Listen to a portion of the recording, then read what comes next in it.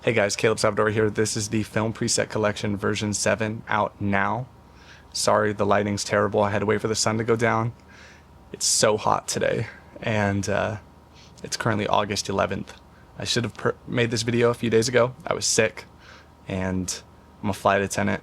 If any of you are flight crew, you know you get sick all the time, having people cough on you and breathe on you. So anyways, not going to go into all that. I released version 7 August 1st. I sent out a beta to 20 or 30 of you on accident, a beta version, and it contained 7 film dust presets. If you only see 7, email me. There's 10. There's also a few other changes like Color Plus 200 and Lomo 800 when neither of them were finished in that version. So please email me and I'll get you the final version ASAP. Also, lighting's terrible just because my Godox flash units, all of them, the batteries, I guess if you let those batteries sit for a little bit, they don't work anymore. And I mean, there's some workarounds to get them working again. I tried to open them up and it's headache. Those things, I'm never buying Godox. Well, sometimes Godox makes okay stuff, but anyways. With the Film Preset Collection version 7, which is what we're here to talk about, we have dust, expired film, frames, grain, lab scans, light leaks, toolbox, negative film, positive film, monochrome film, and white balance. Now, I know a lot of people, if I show them this with the dust presets, the light leak presets, they're going to say just shoot film. I do shoot film. Most of you watching this probably shoot real film. Film is very expensive. It's also a hassle. Here's a good example. I was just in Hawaii shooting digital photos. We can actually go back. They're not that far back here. I was just in Hawaii shooting some of these photos. You'll see right here. Here we are. Here's one. So basically, we were in Hawaii. I was shooting a few different rolls of film, XR 100, as well as some higher ISO film, Cinestill 800T. And I took it back through the TSA in Maui, and I totally forgot. Now, again, this is on me. You could say, Caleb, that's on you. I agree. But I forgot it was in my bag, and it got scanned through the TSA x-ray machine. And usually, it's good. Usually, there's no problem. But the TSA machines in Maui, I guess, are super old, and they looked old. And as soon as it was going through, I was worried. And it jacked up the 800 ISO Cinestill 800T. It's useless. It's totally ruined it. The XR 100's okay. Anyways, that's a hassle, right? That's a hassle. So what I want to show you guys here is the best way, in my opinion, to mimic film without needing to actually shoot real film and sticking in Lightroom, right? I don't like to have to go into Photoshop and apply a grain overlay. I don't want to have to go into another program to apply a light leak or something. I wanted to do the most without getting corny in Lightroom, while keeping it authentic looking and having a film look that I'm happy with. There is 10 new dust presets. So if you only see 7, again, please email me, but we'll go through a few of them. So with dust preset 4, I think this is one of the stronger dust presets that I made. So you'll see more little particles in the image. Yeah. You see all these little white specks all over the image? I love the way scanning at home has the little particles and stuff. I mean, even a lab will sometimes have a little bit. You know, a really good lab should try to minimize how much they're allowing on the negative. But, I mean, I'm sure there's labs out there that, you know, not doing the best job with scanning the film. But, I mean, it's also part of the processing stage. But anyways, we have film dust 4, I'm showing you now, and then film dust 8, 9, and 10 are all 3 going to be black instead of the white for the particles. See? And again, this is just to mimic the small little hairs that you'll see, not just hairs, dust, little bits of dirt particles that you find on negatives that have been sitting around for a while or just were not developed, you know, in a professional lab setting.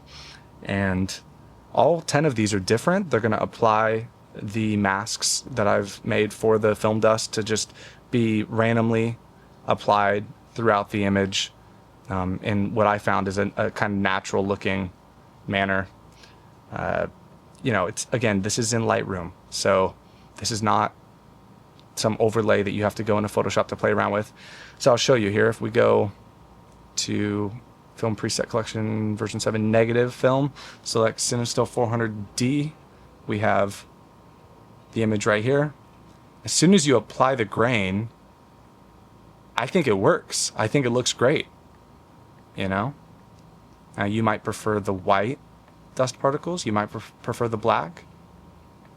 Some little scratches up here. Basically, play around with it, have fun with it, see what you think. And then the lab scans. Actually, let's first talk about the light leaks. The light leaks have been overhauled. They're not all completely different, but there's quite a few new ones. That's a new one, light leak number 1. I think I really like number 27. I've been using a few times. Let's see here. 27's cool. Light leak 26. Oh, you know what?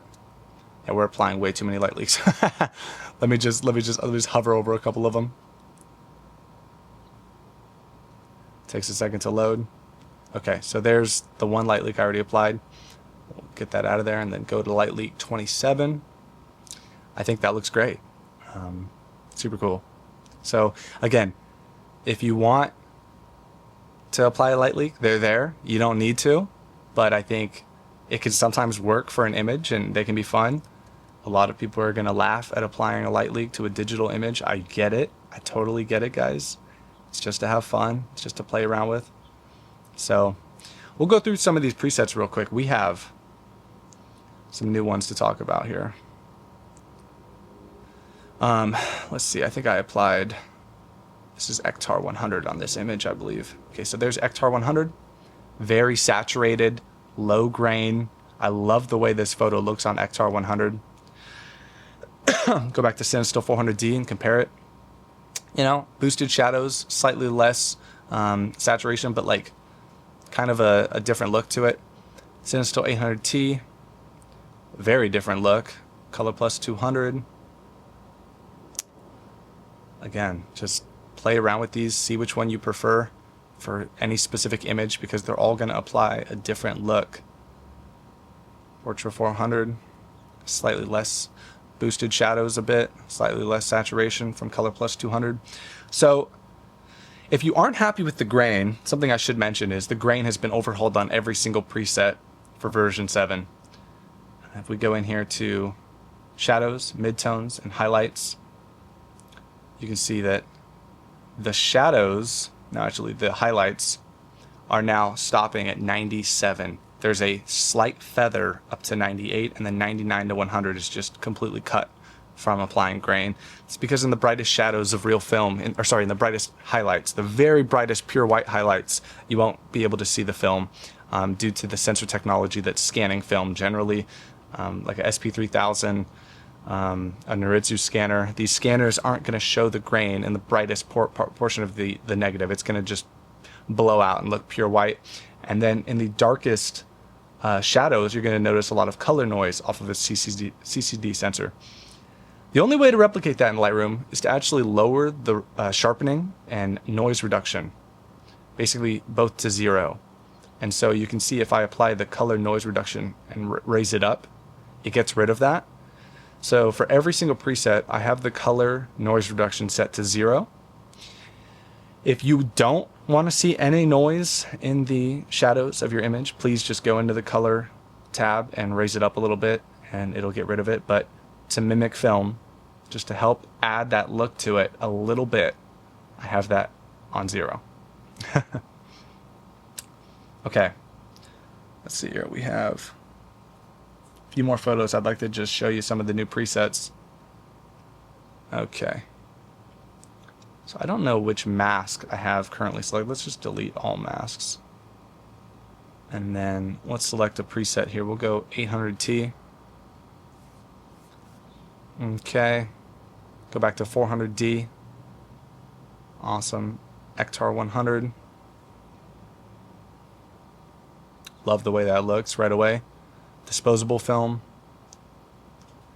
So something I want to mention is when you select a preset, you have the lab scans. There's now 8 lab scans. These are to mimic Frontier and Noritsu scanners. When you select one, you'll see how they're profiles, so they don't alter the preset settings. What they do is they give you an alternative look for the preset to mimic. Basically, a lab scan tech at a real film lab is going to use their best judgment to apply the settings that they think the image would benefit from. So they're not going to overdo the photo, they're not going to overpower the way it looks, but they're there to help mimic a film look that you would get after receiving your film from the lab. So like this photo currently has lab scan 2 applied. Let me go down and reset. So yeah, we'll see quite a bit was done to it. If we go back up here to my presets, you'll see we can select, I think Cinestill 400D was the preset I used for this image. Yeah. And then we can go over here to lab scan 2, which is what I saw the profile was. And you can see how it just slightly alters the image when it comes to the color, the shadows, and I think that just looks great. And then now you can go up to the dust tab and apply a specific film dust look that is going to just add some of those particles to the image. And I think it's pretty cool. I think that's all I have to say, really. I'm really happy with it. Please share your images. Let me know how you guys are enjoying version 7. So it takes a second to load because every single one of these film dust presets is applying like 30 masks. Tons and tons of layers are being applied. So Lightroom Classic is really slow with applying masks as well. So that's just the way it is. Talk about Kodachrome. This is a preset that I spent way too long working on. It's under the positive film tab. So right away you can see a slightly darker sky, but the color is still very vibrant. But Kodachrome has this look to it that's vibrant, but also the saturation is very heavy on the negative saturation, and Lightroom doesn't handle negative saturation very well. Basically, that just means the colors are getting darker and deeper, but the vibrancy, the color of the saturation is getting basically higher. Kind of hard to describe.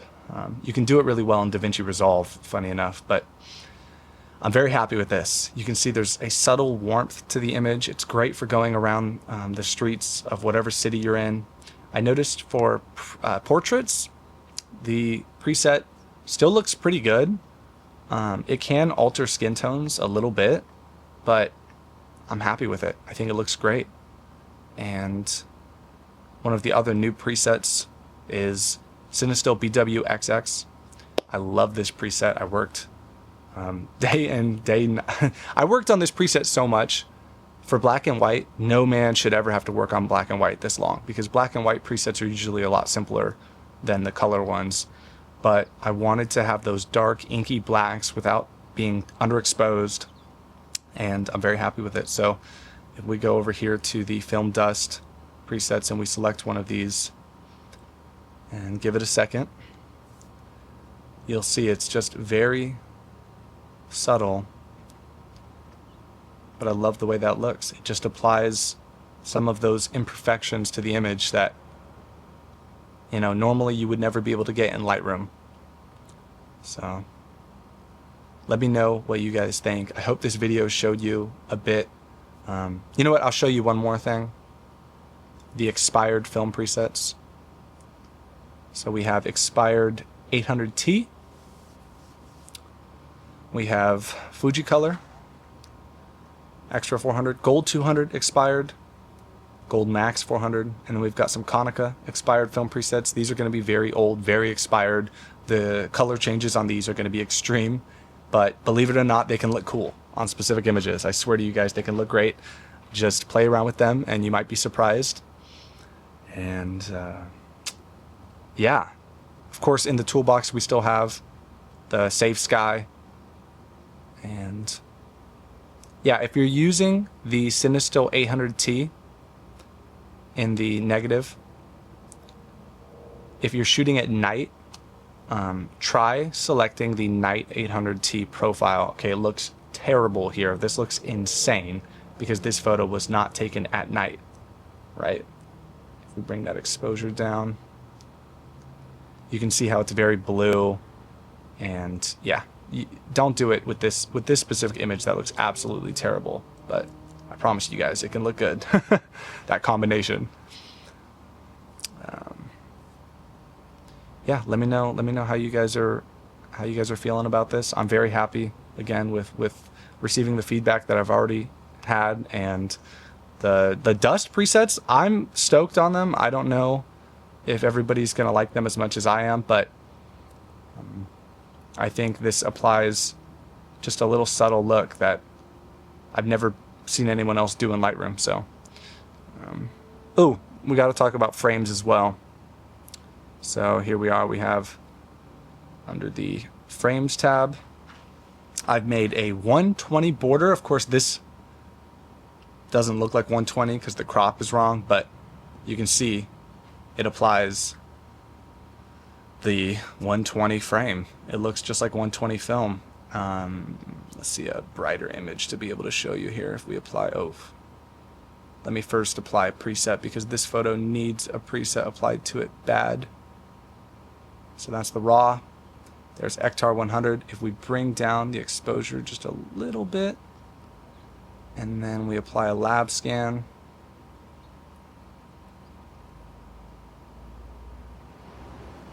and then we can go back up to the frames, and you'll be able to see every little detail of the border that I've made to replicate 120. And then we have 120 white. There it is. We have an analog frame, and these take a while to load because there are so many masks being applied with each of these. And then I really love, actually I'll show it on this one, the burned black and white frame. This one's going to take a second to load for sure though. This is like 40 masks. Yeah, I just think that looks absolutely wicked. And then the black and white border plus dust too. So these ones are going to apply a specific dust pattern along with the border. Let's see if it'll load here. Of course, I'm really pushing my machine being out here. It's like 105 out, guys, so here we are. It's going to load. There it is. I think that looks incredible. Alrighty, guys, so that's pretty much it. Thanks for watching. And please share your images with me. Email me if you need an update. Just send me your order number and I'll get it right to you. I really appreciate the feedback and I really appreciate you guys watching this video. Have a good rest of your day. Caleb here again. It's obviously a lot later. It's cooled off quite a bit. My bunny rabbits are happy. It's no longer 108 degrees. It was still too hot. I shouldn't have even recorded outside, but as I was editing the video, I realized I missed a few things that I should have mentioned in the video, and so we're going to go over those now real quick. First of all, version 7 has had the grain masks completely overhauled on every single preset, and I'm going to show you a few differences. Also, one thing I wanted to mention is some people are saying that they're having issues with their machines loading the presets, loading the frames and the dust presets, not the regular presets, but a few of the frames and a few of the dust. I've had 2 people report that their Lightroom Classic actually crashes, so that's obviously not good. And I have a few workarounds that I think should solve all those issues, no problem. Because this machine that I'm using, this is an M1 Max MacBook Pro, relatively powerful, but not absurd anymore. And yeah, so what can we do about that? Well, first of all, if you go into Lightroom, the app, you'll be able to see that all of these frame presets load a lot quicker. You know, they still take a second, but they load a lot faster. And I've looked into it, and Lightroom, the app, The actual app you can download on Mac and Windows from the, I think it's the Microsoft Store or the App Store from the Apple App Store. You can download that app and it just runs a lot better. The masks are way more lightweight to apply. They don't cause the computer to bog down nearly as much. So that's one way of going about it. You can also go to the web-based version of Lightroom through the cloud. There's a web, you visit Lightroom, Adobe Lightroom.com or whatever, and log in, and that works fantastic. Also, you can go into Camera Raw. If we click, actually here, edit in Adobe Photoshop. And then here we are in Photoshop, and I know we don't want to go into Photoshop. Photoshop is annoying, but we can go Command-Shift-A, and it'll boot up Camera Raw. I don't know what the keybind is for Windows. You'll have to look it up. But once you're in Camera Raw, if you want to apply a preset from me, I'll show you guys how quick this is. I mean, way snappier. So that's something to take a look at, especially with the frames that are taking forever in Lightroom Classic. Everything is just way faster to apply and load in Camera Raw or any other version of Lightroom. So that's a quick fix, okay, for anybody that's having issues. The other thing is with version 7, all of the grain masks have been tweaked dramatically. You'll be able to see here when we zoom in on this cloud. This is a very bright white cloud, right? So this is going to be on the upper end of the luminance range. If we select a preset from version 7, we'll go right here, Cinestill 400D. I loaded Cinestill 400D version 6 right here, so we'll be able to compare. So right here, we'll click on the masks, we'll go to the highlights, you see the cloud. The center of the cloud is a hair brighter than the edges. And so you're actually seeing the darker gray in that cloud is the brightest portion of it. And that's having it's actually, the grain is reduced in the center of the cloud. So when we go back to version 6, I'm going to hover over Cinestill 400D version 6 right now.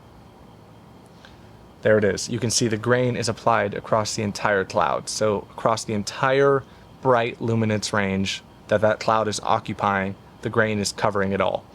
Now with version 7, the grain is much more progressive. It's there's more layers going on. We have a limit on top of the brightest portions of the black and white ranges of the image. See, if we zoom out here, you'll be able to see the black and the white. So what that's doing is that's putting a limit on the upper end of the brightest portion of the luminance range and the darkest, deepest blacks. And so it's pulling back the grain just a hair on those very end luminance values. What this does is it helps mimic real film a bit better, right? Real film, if you scan real film, the brightest portion of blown out highlights and stuff is just pure white. Version 7 has had the grain masks reworked for every single preset. So if we go here and we select one of these presets, I just want to show you guys what the grain masks are doing. Over here we have limit, which is now on both ends the brightest portion of the image to the very darkest are going to have the grain pulled back ever so slightly. And this is all to make it look more natural, basically. Shadows have more grain than version 6 did, and the highlights now have the grain pulled back from 100 to a feather up to 98, I already mentioned, and then 97 is where the luminance range stops. Basically, what this is doing, if we zoom in on a cloud, and then I have Cinestill version 6 right here, we hover over version 6, you'll see grain is applied across all those clouds, and then version 7, it's just backed off a bit. It's very subtle. Actually, this image might be a bit better to show you here. So here's this photo if we zoom in on some of these clouds over here. zoom way in, we'll click on version 6, okay? So this is version 6. Do you see how the cloud is just engulfed by grain? It's just nothing but grain everywhere. That wasn't as natural looking as I was hoping it would be, and so I worked on it a bunch. So with Cinestill 400D version 7, it's now progressive, and it's got different levels to it to where it's now not just grain at the upper end of the luminance value. So real film, the reason we're doing this is real film, when it's scanned, the brightest portion of the image actually shows the least amount of grain typically. It depends on the image, but if you have a very bright image, especially an overexposed photo, the brightest white will even get blown out from the scanner that's taking the picture of the negative, and so it doesn't show any grain. And so we're mimicking that as best as possible in Lightroom. So when I hover over version 7 again, there it is. It's reduced quite a bit, but it's still there. It's not gone. It's just reduced in a way that looks natural, and I think it looks incredible.